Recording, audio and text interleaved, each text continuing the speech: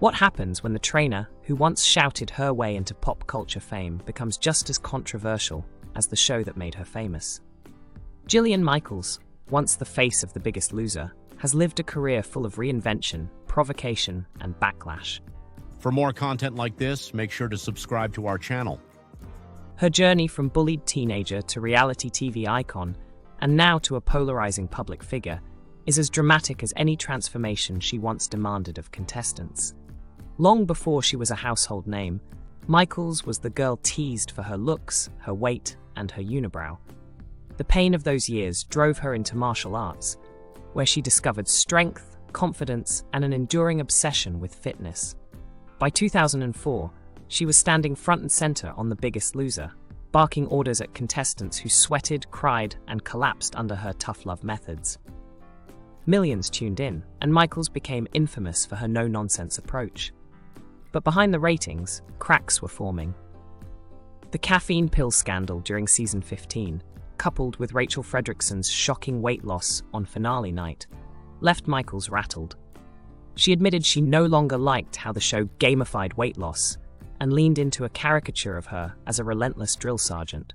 By 2014, she walked away, determined to redefine herself outside of the format that had both made and haunted her. Her post-Biggest Loser years were a whirlwind. Michaels judged Sweat INC, starred in her own reality series Just Jillian, and published books on fitness, motherhood, and even pregnancy. She built a fitness empire and raised 2 children with then-partner Heidi Rhodes, before their relationship ended in 2018. A few years later, she found love again, marrying designer Deshana Marie Minuto in an intimate ceremony she called one of the most magical chapters of her life. Yet, Michaels never stopped courting controversy. Her outspoken dismissal of the keto diet drew public feuds with Al Roker and Andy Cohen. Her comments about Lizzo's body positivity sparked accusations of fat-shaming that followed her for years.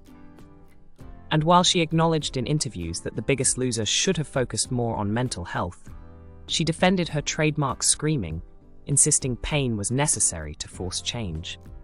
In recent years, Michaels has shifted further into political commentary, launching Her Take, a YouTube panel show with a conservative bent. She aligned herself with Robert F. Kennedy Jr., praised his controversial health policies, and even defended Donald Trump's decisions in televised debates.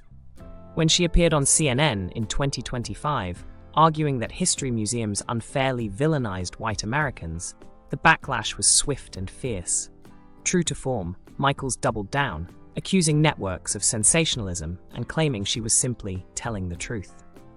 Meanwhile, Netflix's 2025 docuseries Fit for TV, The Reality of the Biggest Loser, dredged up old wounds. Contestants described the show as abusive, while Bob Harper reflected on his near-fatal heart attack and admitted he never heard from Michaels during his recovery.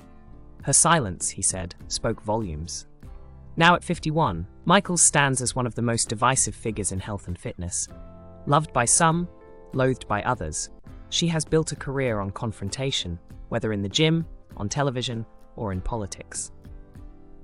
Whatever your view, Jillian Michaels has never stopped demanding attention, and if history is any guide, she won't stop stirring the pot anytime soon.